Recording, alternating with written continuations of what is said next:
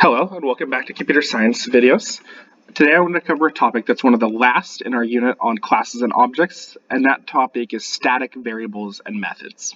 If you've been particularly observant, you'll have noticed that up to this point in the year, nearly all of the methods we've written in class have been static. Public static void main, public static int find max, etc., etc. However, since all of our methods were static, this static was not really a meaningful part of the code we were writing. It didn't signify anything. Now, though, as we write classes and objects, most of our methods are non-static, and so the distinction between static and non-static becomes really important, and that's what I wanted to cover. So in Java, the keyword static is used to refer to variables and methods which are associated with a class instead of objects of that class. What do I mean? Well, you've been writing a card class recently, and that card class contains a lot of non-static methods. For instance, getRank, getSuit, toString, etc. And these methods take a card object and will tell you something about that card object. It tells you what suit it is. It tells you what rank it is. It prints out the value of that card. All of those methods are non-static because they're associated with a specific card object. If I called card1.getRank, I might get a different value from card2.getRank because maybe card1 is the 2 of hearts and card2 is the 6 of clubs, and so they have different ranks. On the other hand, an example of a static method would be a method I would write called randomSuit. This method that I've just hypothetically created is a method associated with the card class that returns just clubs, hearts, diamonds, or spades at random. So maybe what it would do is it would generate a number between 1 and 4. If it was 1, it would return clubs, 2 diamonds, 3 hearts, and 4 spades. I don't know why this method would necessarily be useful. Maybe you want to pick a suit that's trump in a round of a game. But why is this method a static method? Well, it doesn't make any sense to say card1.randomSuit. This random suit isn't saying anything about card1 and doesn't need to know anything about card1 to generate a random suit. However, it is associated with the card class because we're talking about the suits of cards. So this is going to be a static method that's just associated with the card class and not with a specific card object. When we wrote this class inside of the card, or this method inside the card class, it would be public static string random suit. Note here that we've added the word static between public and string to indicate that this is a static method. Typically, when we write static methods in classes, they're utility methods. They do something mathematically, they do something just associated with the class, some sort of maybe small useful thing that you want the class to do. For instance, when we wrote the point class earlier last week, we wrote a method that calculated the distance, that used the distance formula to calculate a distance. That helper method, whose only purpose was to apply the distance formula to 4 integers, that could have also been a static method. Static methods, importantly, cannot access any instance variables or call non-static methods.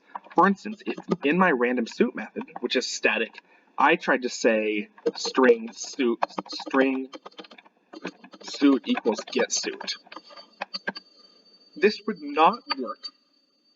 I would get an error that would say non-static method cannot be referenced from a static context, and the reason for that is that this method is not associated with a particular object, so it can't find the suit of that object because there is no card to find the suit of. Similarly, if I tried to say string int rank equals rank, I simply cannot access any non-static methods from or variables from this from inside this method. In addition, there's one more difference, that when I call methods that are static, I call them using the class name. So here you see I've written card.randomSuit.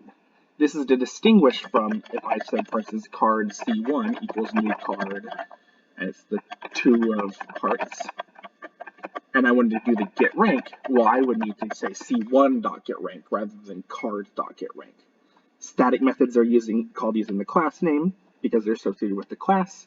Non-static methods like getRank are called using the object name C1 because they're associated with specific objects. And you can't mix them up, you have to do it exactly this way. What's the advantage of having static methods? Well, one thing is that static methods make it more clear to the people using your code what a method, the purpose of a method is. A static method is telling someone that they shouldn't expect us to do any change an object, to use anything about a specific object. That's just a utility method that's associated with the class.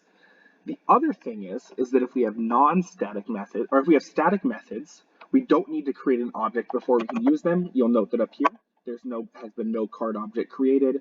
We didn't need to call it on C1. We can just use it automatically from the card class. I have two more examples done here. One example from what we've written, this point class. I want to write a method called point.getOrigin that returns to me a reference to a point object with the coordinate 0, 0 at the origin. So this is going to be a public method. It's going to be static. It's going to return a point, and I'm going to call it getOrigin. Why, by the way, before I move on too quickly, is this a static method?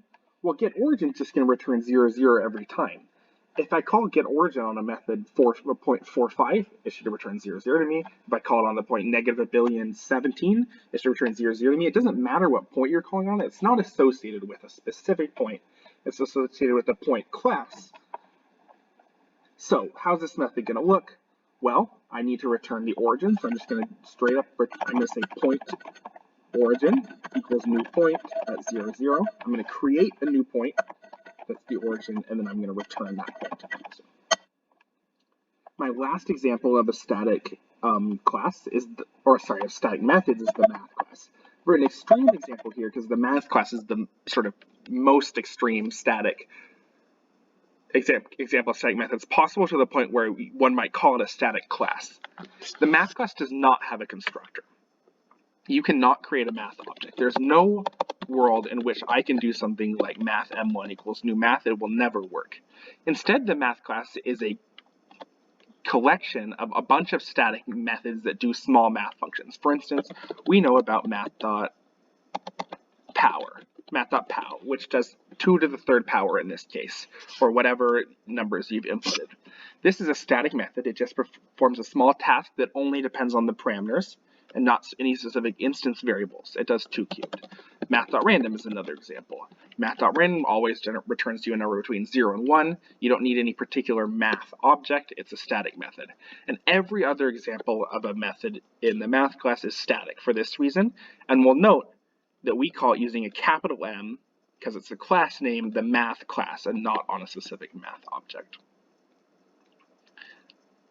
The other thing I wanted to talk about today was static variables. So static variables have a lot in common with static methods. Specifically, they're associated with classes and not with specific objects, and they're accessed always using the name of the class and not with the name of the object.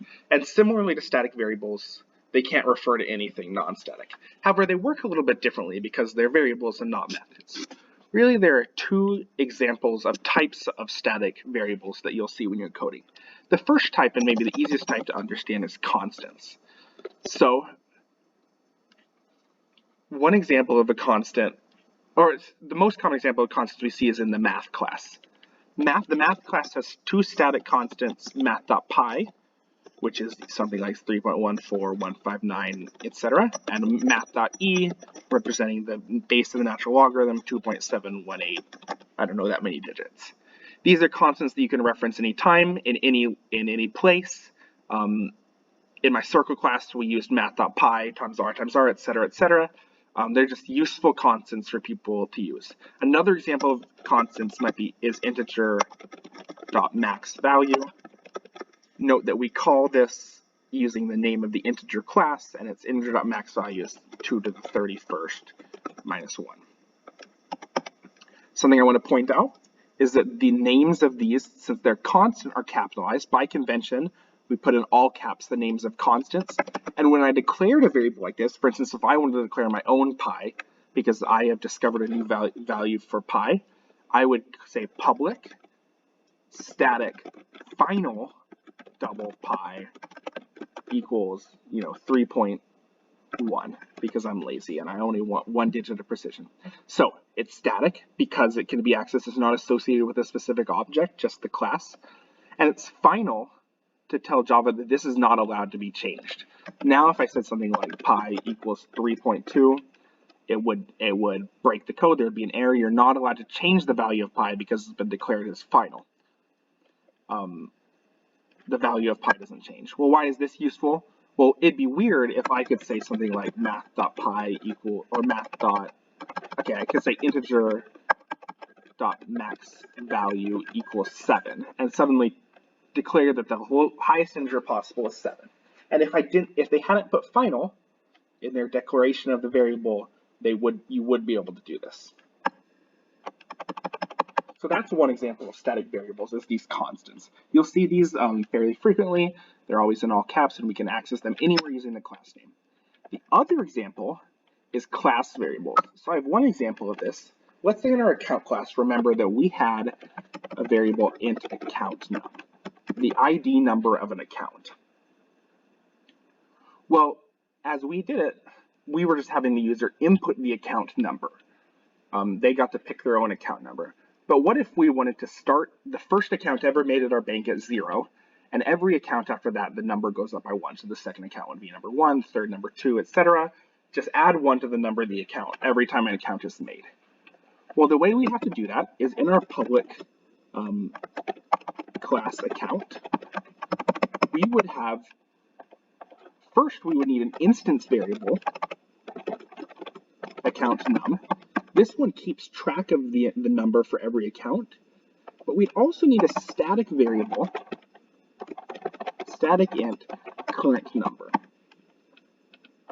This current number is going to keep track of the current number we need to make.